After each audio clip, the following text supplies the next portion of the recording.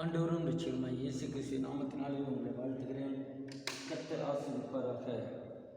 எனக்கு அருமையானவர்களே, தேவநாம மகிமைக்காக இந்த கால வேளையில் ஏசாயா தீர்க்கதரிசியின் புத்தகம் 57வது அதிகாரத்தில் ஒரு சில வசனங்களை தியானிக்க கர்த்தர் கிருபை செய்வாராக.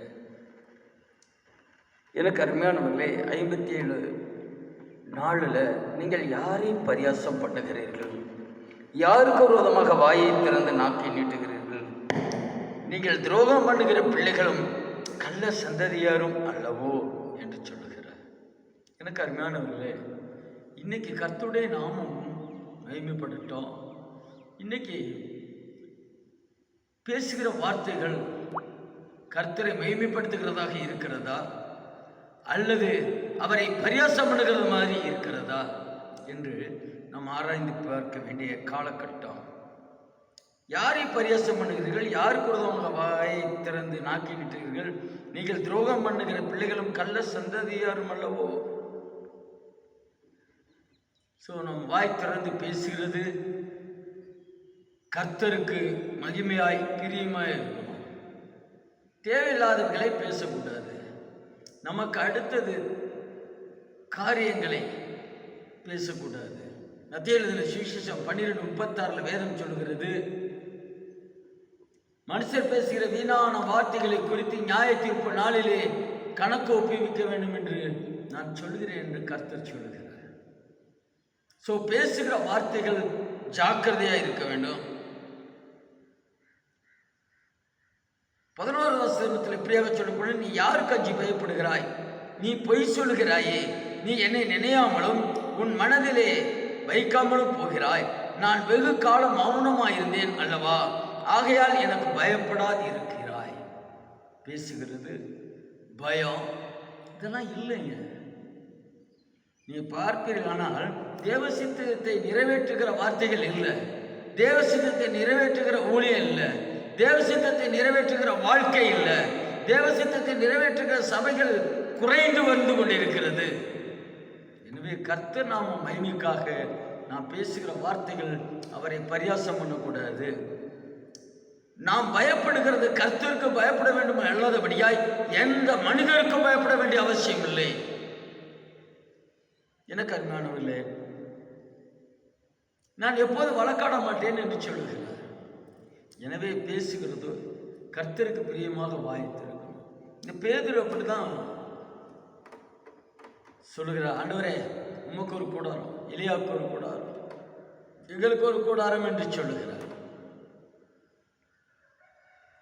அதுவும் இல்லாதபடியாய் இந்த பேதுரு சொல்லுகிற காரியம், ஆண்டவரே இந்த பாடுகளை நீங்கள் படக்கூடாது, நீங்க மரணம் அடையக்கூடாது என்கிற ஒரு படியாக அந்த சொல்லுகிற வார்த்தையை நாம் கவனித்திருக்கலாம்.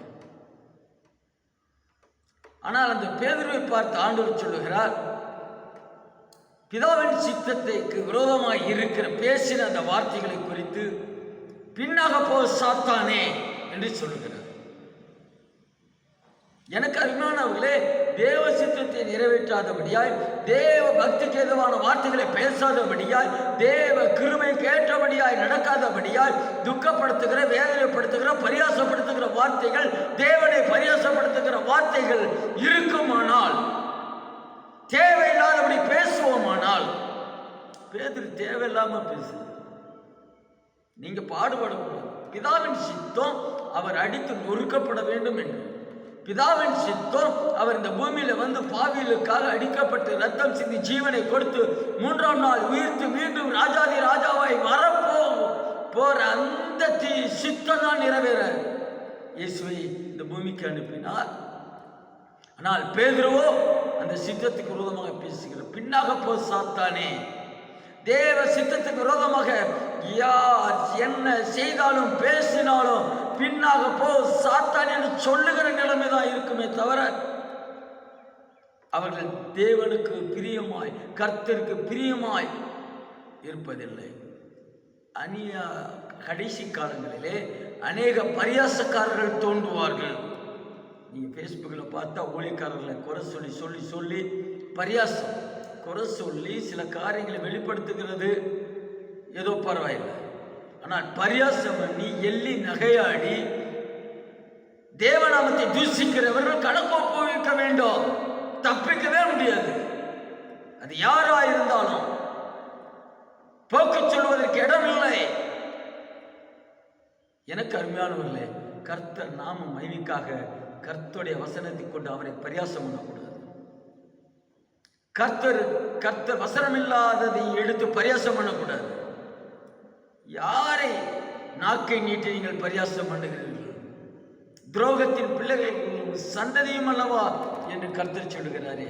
எனவே எனக்கு அருமையானவர்களே, சத்தியத்தின்படி வாழ பிரயாசப்படுவோம், சத்தியத்தை பேசுவோம், சத்தியத்தின்படி நடக்க அநேகரை உற்சாகப்படுத்துவோம். கடைசி நாள் நியாயத்திருப்பது அவர் வசனம். யோவான் 12:48 சொல்லப்படுகிறது, கடைசியில் நியாயத்திருப்பது நான் சொன்ன வசனமே நியாயத்திருக்கும். எனவே இயேசு கிறிஸ்து சொன்ன வசனம் தான் நியாயத்திற்கும். எந்த மனுஷனுடைய வசனமும் நியாயத்திற்காது, எந்த மனுஷனுடைய பேச்சு நியாயத்திற்காது. கர்த்தர் நியாய தீர்ப்பிலே நிற்க பாத்திரவானாய் நாம் மாற வேண்டும். அப்படியாக மாறுவோம். கர்த்தரை பரியாசம் பண்ண வேண்டாம், ஜனங்களை பரியாசம் பண்ண வேண்டாம், யாரையும் பரியாசம் பண்ண வேண்டாம். தேவ நாம மகிமைக்காக கர்த்தர் சித்த நிறைவேற்ற பிரயாசப்படுவோம். கர்த்தர் நிச்சயமாய் நம்ம பிரயாசத்தை வாங்கி செய்கிறவர்களாக இருக்கிறார். அப்படியாக வாழ பிரயாசப்படுவோம். அநேகரை வழிகளில் நடத்துவோம், கர்த்தர் வழிகளில் நடத்துவோம். அவர் சித்தத்தின்படி அநேக ஜாதிகளை சீசராக்குவோம். பிதா குமாரன் பரிசுத்த ஆவியினால் ஞானஸ்தானம் கொடுத்து அவர்கள் ஆண்டும் தேவனுக்கு பிரியமாய் நடக்க உற்சாகப்படுத்தி அவர்களை நடத்துவோம். சத்தியத்தை அறிவிப்போம். தேவநாமம் மகிமைப்படுவதாக. கர்த்தர் உங்களை ஆசீர்வதிப்பாராக. எங்களுக்காக ஜெபித்துக் கொள்ளுங்கள்.